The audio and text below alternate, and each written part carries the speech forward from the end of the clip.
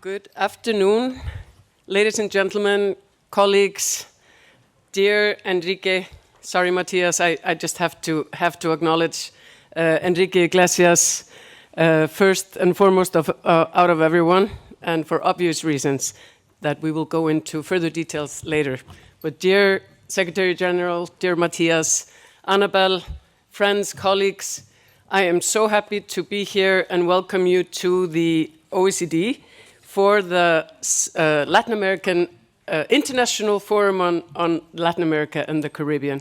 We have an exciting day ahead of us, and of course, my apologies, Thomas Melonio, sorry.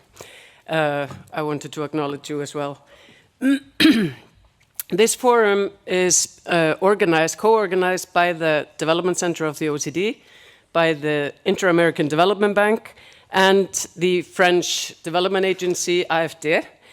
And this is the 11th time that we are hosting this forum, so we are very happy to have it in the week, the Latin America Week of the French government, Latin American Caribbean Week. This is the 11th time that we do that in that week, but the 16th forum, so I have the statistics here right. Previous editions of this forum have identified both challenges and opportunities for Latin America and the Caribbean. And today, to the main topic of the discussion here today is on how to finance sustainable development in the region, focusing on the role of international finance and the potential of innovative domestic instruments. And without further ado, I am delighted to invite the Secretary General of the OECD, Matthias Cormann, to the stage to give us the opening statement.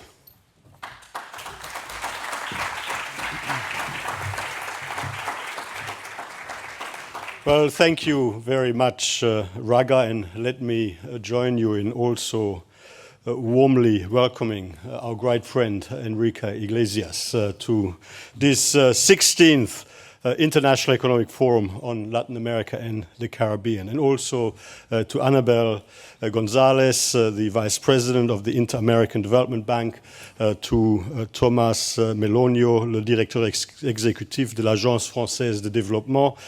Welcome to all of you, distinguished guests, colleagues, friends all, to this International Economic Forum on Latin America and the Caribbean. And a particular thank you to our long-standing valued partners. Un grand merci à nos partenaires précieux de longue date, the Inter-American Development Bank and l'Agence Française de Développement, for another year of support for this important forum.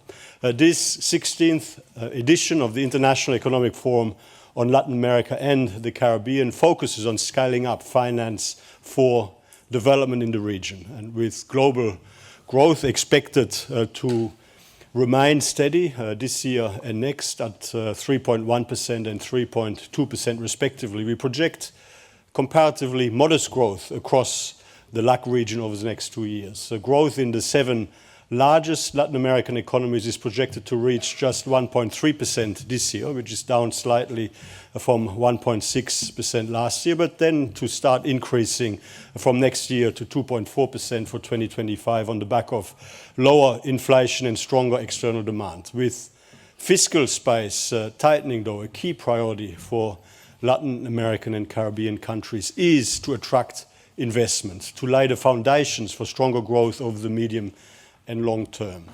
New investment is so essential to raise productivity, to boost formal job creation, to enhance access to education and skills development, and to help optimize the benefits of the green and digital transformation. There is so much exciting opportunity across the Latin American and Caribbean region, and it's such a great opportunity to continue to do our work together to help unleash all of those opportunities. But financing does remain a key challenge. At the OECD, we're working with countries right across Latin America and the Caribbean, including, of course, our 4 OECD member countries and 3 accession candidate countries in Argentina, Brazil, and Peru, as well as 7 additional countries that are covered in our economic outlook.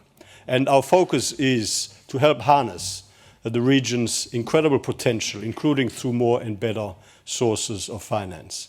Our flagship report, the OECD Latin America and the Caribbean Regional Program, I should say, is a key platform for this cooperation. First, we are, of course, supporting more efficient taxation systems, including better allocation of tax expenditures. Latin American and the Caribbean economies are characterized by large informal sectors, which represents a significant challenge for ensuring an efficient tax system. Low tax revenues in most countries across the region limit the state's capacity to respond to citizens' need and to improve public services and social protection. Our annual publication on revenue statistics in Latin America and the Caribbean, launched earlier this month, finds that the average tax-to-GDP ratio across LAC countries was 21.5% in 2022, which is well below the OECD average of 34%. This is largely due to low personal income tax and social security contributions, which represented 27% of total tax revenue across the region, compared to 49% on average across the OECD. Our analysis shows how there is a real need to increase personal income tax revenues and the progressivity of tax systems, while also addressing tax evasion, which remains a major priority for citizens. In a 2023 survey of 20,000 adults across Latin America and the Caribbean, 58% of respondents said that not paying taxes was justified, which was up from 45% in 2011. And there's also a significant opportunity to boost fiscal sustainability and resilience in developing countries by increasing domestic tax revenues through international tax cooperation. The OECD has a long-standing record of working with developing countries on tax policy and administration. And here at the OECD, we are committed to strengthen that cooperation even further. We are working with over 30 Latin American and Caribbean jurisdictions, together with the Spanish Agency for International Development Cooperation, to promote a tax-paying culture across the region, including by fighting tax avoidance, evasion, and illicit financial flows. Countries across the region have also played a very important role in the development and design of the two-pillar solution. Jamaica is co-chair. Argentina, Brazil, and Colombia are members of the steering committee of the OECD G20 inclusive framework on base erosion and profit shifting. And countries across the region are actively supporting capacity-building efforts for tax officials through the OECD Multilateral Tax Center in Mexico and the Latin America Academy for Tax and Financial Crime Investigations in Buenos Aires. Second, we are supporting more effective public expenditure frameworks and working to leverage innovative financing instruments. The OECD recommendation on budgetary governance provides guidance for designing, implementing, and improving budget systems in order to meet national development needs in a cost-effective and coherent manner. We're also supporting countries in identifying savings and reallocating resources, for example, with the design and implementation of spending review frameworks. In 2023, last year, all OECD member countries across Latin America reported having conducted spending reviews at least once. Mexico conducts these reviews annually as a matter of course, while Chile, Colombia, and Costa Rica have carried out pilot reviews in recent years. We've also supported Peru in designing a comprehensive public financial management reform to modernize and strengthen fiscal sustainability and spending efficiency, which was approved in November 2023. As one of the world's most vulnerable regions to climate change, OECD data also shows that Latin America and the Caribbean governments could make more effective use of budgeting and public financial management processes to help address the climate crisis. Only 5 of the 12 surveyed countries in the 2024 edition of the Government at a Glance, Chile, Colombia, the Dominican Republic, Honduras, and Mexico, use green budgeting mechanisms, accounting for 42% compared to 67% of OECD countries. So there is scope to do more. There is scope to improve the adoption of green budgeting and to increase accountability and transparency, also by engaging civil society in monitoring efforts. Improving public services in a budget-constrained environment will require better targeted subsidies and social protection expenditure as well. For instance, fossil fuel subsidies represent almost 7% of Latin American and the Caribbean countries' GDP, which is a very high number. And in some cases, allocations include allocations to very well-off households. Phasing out inefficient subsidies while targeting resources to vulnerable households, targeting them better, means testing them better by targeting them to vulnerable households would benefit both budgetary and environmental sustainability. Innovative financing instruments such as blended finance or green social sustainability and sustainability-linked bonds can also help mobilize funding for projects with high social returns.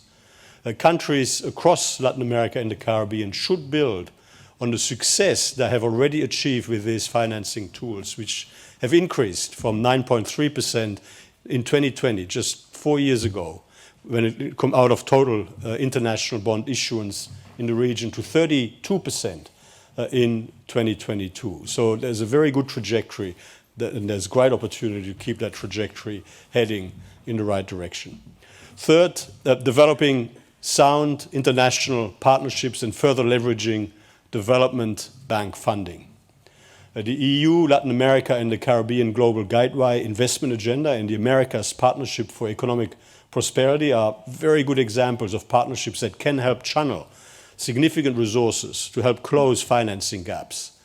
And multilateral development banks working with local development banks can further accelerate investment through guarantees to promote access to finance for SMEs. Public investment alone cannot address the region's financing needs. I think that is a statement of the obvious. Investment in Latin America and the Caribbean is only around 20% of GDP, half the investment levels in emerging and developing Asia. Sound public governance and integrity frameworks, including further enforcing anti-corruption laws, improving judicial independence and fostering a culture of accountability, will also be key to continue to enhance the business and investment climate across the region. So in conclusion, by leveraging new finance, the LAC region can build on significant progress over the last 2 decades. You can harness the region's strategic assets and extraordinary human potential to help achieve high-quality growth. Here at the OECD, we are, and we will continue to be, a key partner in this journey, and we will continue to work closely with countries across the region to help scale up finance.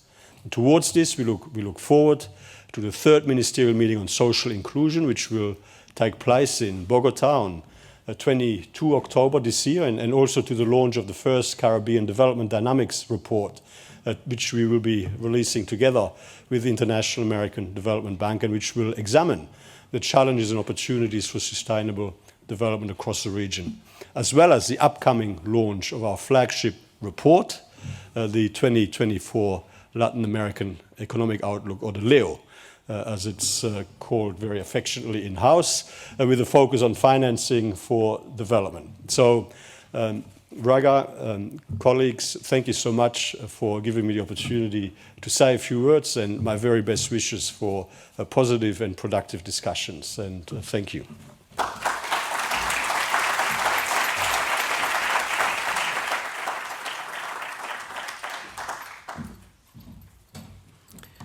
Thank you, Secretary General. Thank you, dear Matthias, for these wonderful remarks. They show us, you mentioned opportunities, they show us where the opportunities lie. There are challenges, but together we will tackle that.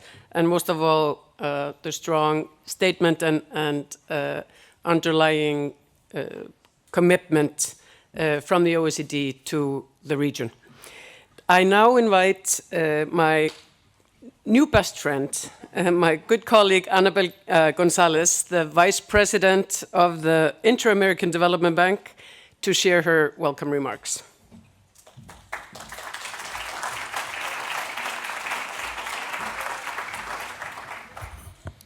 Thank you. Thank you very much, dear Raga, ladies and gentlemen, Don Enrique, Matias, Tomas. First of all, let me thank you for this opportunity. My sincere gratitude to OECD and to AFD for hosting this edition of the Latin America and Caribbean Forum, which we are proud to co-host. Our strong partnership with both institutions is vital to our shared mission, and I'm delighted to acknowledge the collaboration that has brought us together in this 16th edition. This event underscores the deep ties between Latin America and the Caribbean, France, and the OECD countries, united by our mutual respect for democratic institutions, transparency, the rule of law, and rules-based trade. IDB President Ilan Golfan has repeatedly highlighted the importance of these partnerships in achieving our vision for the IDB group today. I'd like to reiterate his statement. He often says, Latin America is not, and the Caribbean, is not just a region with needs. It is a region of immense potential, crucial to solving some of the world's greatest challenges. For too long, Latin America and the Caribbean have been seen primarily through the lens of needs, financing, debt reduction, and more.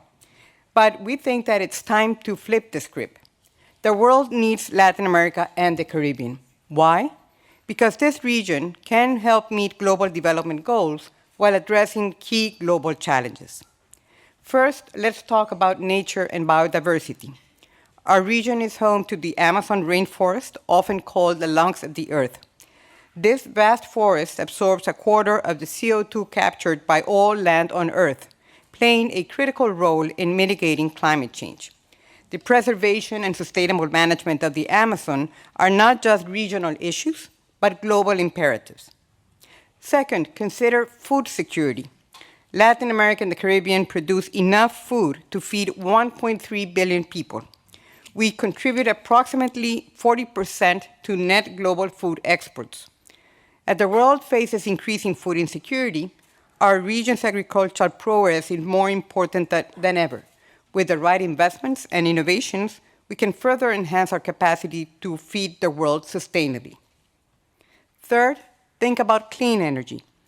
Our region already derives 30% of its energy from renewable sources, double the global average. As the world moves towards clean energy, Latin America and the Caribbean are well positioned to lead. We have vast potential in solar, wind, and hydropower. Additionally, we could export at least a third of the 12 million tons of green hydrogen that Europe will need annually by 2030. We also hold 2/3 of the world's lithium and 38% of its copper, both crucial elements for the green energy transition. But to unlock this potential, we must overcome a triple challenge: increasing public demand for better services and reduced inequality, constrained fiscal space, and reduced growth, all further compounded by the devastating impact of climate change. Our citizens are becoming increasingly impatient, demanding better public services and reductions in inequality and poverty. Yet, meeting these demands is challenging as governments grapple with limited resources, tight budgets, and the imperative of maintaining sustainable debt levels. Decades of modest growth, low investment, and productivity have further constrained our ability to generate additional resources. And as I was mentioning, this triple challenge is exacerbated by the more frequent and devastating impact of climate change, which threaten to derail our progress. Now, to help the region mitigate these challenges and realize its potential, the IDB group must scale up and enhance its impact. Our new institutional strategy, which we called IDB Impact Plus, approved in March by our Board of Governors, aims for the IDB to be better, bigger, and more effective. Increased financing assistance, technical assistance, and knowledge sharing must reach millions of people in a way that tangibly improves their lives. Now, multilateral development banks are making an unprecedented push to increase the impact and scale of our actions. Under the chairmanship of the IDB president, the heads of MDBs recently agreed on a joint note outlining key deliverables for 2024 and beyond, which will inform the G20 roadmap for a more effective MDB system. Priorities include the following. First, scaling up financing capacity. Implementing the G20 capital adequacy framework reforms could boost our combined lending by up to $400 billion over the next decade. The IDB group alone could generate up to $112 billion with IDB's investment capitalization. This represents a significant opportunity to amplify our impact and support transformative projects across the region while bringing the private sector to participate in development. Second, boosting climate action. We are creating a unified climate reporting framework and using innovative financial instruments like sustainability-linked debt and debt for nature swaps. Last year, we participated in the largest debt swap with the U.S. International Development Finance Corporation, allowing Ecuador to exchange a portion of its external debt for investment in environmental conservation in the Galapagos Island. We're currently working on a new debt for nature swap in the Amazonia in Ecuador. Oh, I see the ambassador here. Hello. Thank you very much, Yvonne. We are supported by the Swedish International Development Cooperation Agency. These innovative financial tools, including climate-resilient debt clauses and the new IDB Klima instrument, are designed to enhance resilience and encourage countries to achieve climate goals. Third, strengthening country-level collaboration. We are aligning processes to simplify collaboration with MDBs and access innovative financial solutions. Country-led development platforms will bring stakeholders together around shared goals. Advancing mutual recognition of procurement policies will also boost co-financing and efficiency, allowing us to achieve more together than we could alone. Fourth, catalyzing private sector mobilization. We are removing investment barriers and providing tools to hedge against local currency risks. Partnerships with Finland, for example, and the UK exemplify our blended finance mechanisms. By unlocking private sector capital, we can address development challenges more effectively and sustainably. And fifth, enhancing development effectiveness. Impact is our yardstick. We are aligning key performance indicators for nature and biodiversity, streamlining finance, and using concessional finance more effectively. For example, we are aligning on key performance indicators for nature and biodiversity to streamline finance and have a unified approach by COP30. And again, in doing this, we're also working very closely with all of our partner donors and the agencies in each of these countries, including, first and foremost, the agency for AFD. Now, in this context, our partnership with the OECD spans a broad spectrum of areas and subjects, which has steadily increased since the last update to our MOU for 2020 to 2025. We've actively engaged in various initiatives within the OECD Latin America and Caribbean region, including working very closely with the OECD Development Center, and also contributing to the regional policy networks within the OECD on matters from fiscal initiative, competition forum, LAC investment initiative, among others.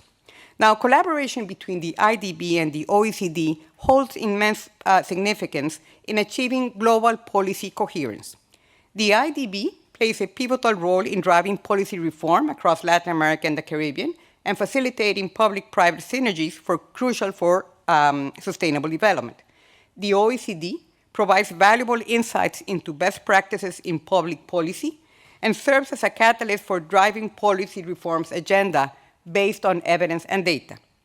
By leveraging the strength of both institutions and our collaboration, we can enhance effectiveness of policy interventions, foster greater regional integration, and increase resilience in the face of global challenges. We are eager to bolster these connections to drive forward these objectives, particularly amid increased engagement of regional countries in the OECD and the ongoing accession efforts of others. In conclude, let me say that the public and private sectors in Latin America and the Caribbean and donor countries must strengthen their partnership to achieve the level of development we need and we desire, especially in today's polarized world. My key message today is about collaboration, scale, and impact. We can do much more to tackle our share of global challenges, particularly if we work together to move the needle. Thank you once again to OECD and AFD for your unwavering support. We look forward to many more years of friendship and fruitful collaboration to help build a better, more sustainable future for Latin America and the Caribbean and the world. Thank you very much.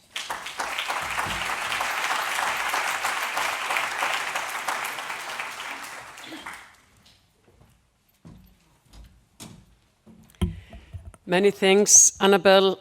And once again, I want to take this opportunity to thank you and your team for our wonderful cooperation and for being such a valuable partner.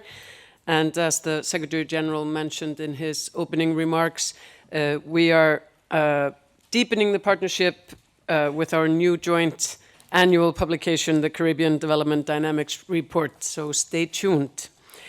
Now I would like to invite Thomas Melonio, the Executive Director for Innovation, Research and Knowledge at the French Development Agency, AFD, to take the floor.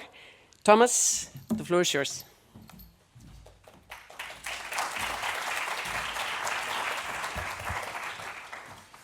Bien, merci beaucoup, Monsieur le Secrétaire Général, Madame la Directrice, Madame la Vice-Présidente. Donc, je suis très heureux de représenter aujourd'hui l'AFD. Comme vous le savez, pour nous, c'est le mariage de raison et d'amour entre la Semaine de l'Amérique latine d'une part et le 16e forum de l'OCDE. Donc déjà 11 ans de mariage, c'est déjà tout à fait estimable et significatif. Peut-être si on regarde un peu la période qui s'est écoulée, 2008-2009, c'est aussi le moment où l'AFD a été mandatée pour travailler en Amérique latine. Et pour une raison sur laquelle je vais revenir, parce qu'elle est pertinente pour notre sujet du jour. Quand il y a eu donc la grande crise financière en 2008-2009 avec les subprimes aux États-Unis, ce que nous avons observé en France, c'est une dérive, un dérapage des coûts de financement de l'économie en Amérique latine. Pourtant, les fondamentaux latino-américains étaient parfaitement solides, mais ce qu'on observait sur les marchés, c'était un dérèglement et tous les États latino-américains à l'époque ont commencé à payer des spreads très élevés.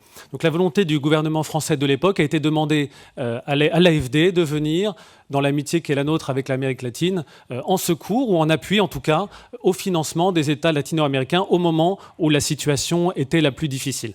Je dirais que ça traduit deux choses. D'abord, une volonté du côté de la France, de l'AFD, d'être un acteur contracyclique, donc d'être là présent dans les temps les plus difficiles.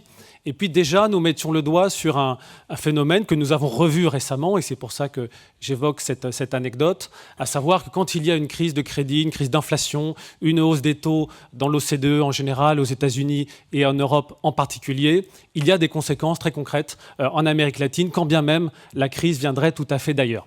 Donc je crois que cette anecdote dit à la fois une volonté politique en France, mais aussi met le doigt sur des dysfonctionnements de marché, de financement, qui peuvent conduire, comme l'a rappelé le secrétaire général, à des difficultés d'accès au financement en Amérique latine et peut-être à un niveau d'investissement qui est inférieur à ce qu'on a pu rencontrer dans d'autres zones où la croissance était plus importante.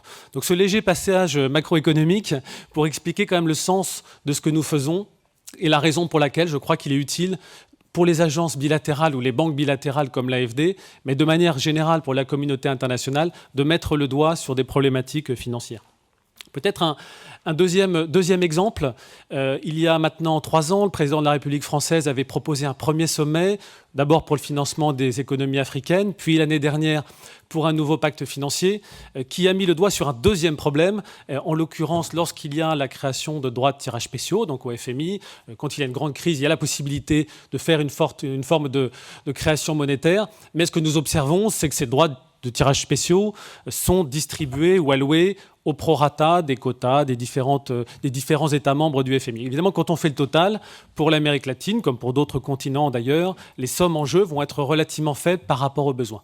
D'où l'agenda qu'a lancé le président de la République pour réallouer une partie des droits de tirage spéciaux que la France, la zone euro, les États-Unis, la Chine et d'autres peuvent détenir sans nécessairement en avoir besoin. Et pourquoi cette allusion ? Parce que Annabelle n'a pas fait sa propre publicité, mais je vais le faire alors, puisque la Banque interaméricaine de développement a fait une proposition conjointement avec la Banque africaine de développement pour recycler une partie de ces droits de tirage spéciaux, le considérer comme du capital hybride et faire effet de levier. Et là encore, je trouve que cet exemple est intéressant d'une alliance entre la France, l'Europe d'un côté, l'Amérique latine, pour faire bouger les lignes dans la structure du système financier international et permettre d'apporter des financements additionnels, en particulier en temps de crise, puisque c'est le moment où les financements publics vont être les plus importants. Peut-être une troisième anecdote. J'ai la chance aujourd'hui de représenter le directeur général de l'AFD, Rémi Rioux, qui malheureusement est lui également en Amérique latine pour une réunion qu'on appelle le Sommet Finance en commun, FIX, qui réunit les banques de développement latino-américaines. Il se trouve que l'Amérique latine est le paradis des banques publiques de développement. Au Brésil, par exemple, je faisais la recherche ce matin, nous avons une base de données sur les banques publiques. Au Brésil, il y a 22 banques publiques de développement, la Colombie en a 5. Donc c'est une zone évidemment où le rôle de la finance publique dans le financement des ODD, de la croissance, est particulièrement important. C'est même la zone au monde, peut-être avec la Chine, où les banques publiques ont le rôle le plus important dans le financement de l'économie. Donc on peut penser à la BID, évidemment, qui est l'institution phare majeure, mais également à des institutions nationales ou régionales. Et en tout cas, l'AFD, nous aimons bien inviter à penser le système financier au niveau des banques multilatérales. Et donc, Annabelle Gonzalez a rappelé l'idée de faire travailler les banques multilatérales entre elles davantage, peut-être de reconnaître leurs procédures. Et nous insistons toujours aussi sur le lien entre le sommet de la pyramide et la base de la pyramide, c'est-à-dire les systèmes nationaux, ceux qui vont permettre, comme le secrétaire général y faisait allusion, de monter la collecte de l'épargne pour l'investissement et d'accélérer la croissance tendanciellement. Je dirais que c'est trois anecdotes pour montrer comment les institutions latino-américaines, l'Europe, la France, l'AFD en particulier, peuvent interagir pour un partenariat bilatéral, mais aussi pour changer la mondialisation, en tout cas faire évoluer les institutions multilatérales.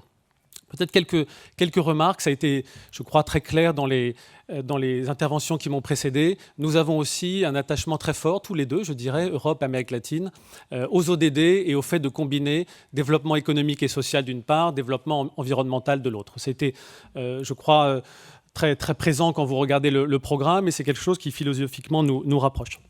Peut-être une dernière remarque. Le travail que nous faisons, j'ai évoqué plutôt des sujets financiers, c'est aussi un travail intellectuel. Donc les travaux que nous pouvons faire ensemble pour construire des trajectoires de développement, des trajectoires de décarbonation aussi, maîtriser le coût économique, social, fait partie de nos priorités à l'AFD. Nous avons évidemment le travail avec l'OCDE, le Latin American Economic Outlook, qui nous aussi nous regardons avec des yeux doux. Mais je voulais signaler les travaux qui sont en cours avec la coalition des ministres des Finances pour le climat, qui là aussi a pour objectif de marcher sur deux pieds, d'une certaine manière, c'est-à-dire de faire avancer l'agenda des biens publics globaux, de la préservation de la nature, tout en étant tout à fait les yeux ouverts sur les conséquences sociales. Nous le disons avec une certaine humilité en France, on a vu avec l'exemple des Gilets jaunes à quel point le fait d'avoir une économie politique de la transition était essentiel pour parvenir à faire aboutir des réformes. Et je crois que c'est une très bonne chose que l'OCDE réfléchisse à des réformes économiques, mais sans perdre de vue l'équation politique sociale qui va avec ces réformes. Dernière observation, aujourd'hui des États sont représentés, mais aussi des municipalités, des entreprises, des régions. Et comme vous le savez peut-être, l'AFD travaille avec toutes ces natures d'institutions. Et je crois que ça fait partie vraiment de notre message très fort qu'on veut appuyer, c'est que le partenariat entre la France et l'Amérique latine est un partenariat entre États, bien sûr, mais est aussi un partenariat qui peut concerner d'autres acteurs. Nous sommes très heureux, à vrai dire, de financer des transitions et les ODD à travers cette constellation d'acteurs dans toutes leurs capacités et leur légitimité respectives. Voilà, donc merci beaucoup de nous accueillir, d'avoir bien voulu pour l'OCDE et la BID d'être à nouveau cette année en partenariat avec nous. Et puis je vous souhaite de très bons travaux. Merci.